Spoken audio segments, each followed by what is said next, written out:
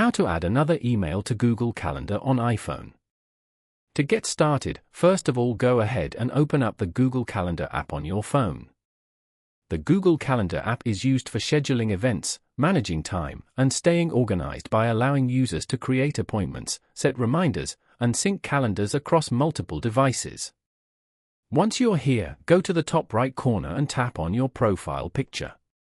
Here, tap on Add another account. Tap on Continue to sign into your account. Over here, add in your sign-in credentials and tap on Next. You have now successfully signed into your other Google account. This way, you get more control over your experience with the Calendar app and how you use it. Following these steps, you can easily add another email to Google Calendar on iPhone.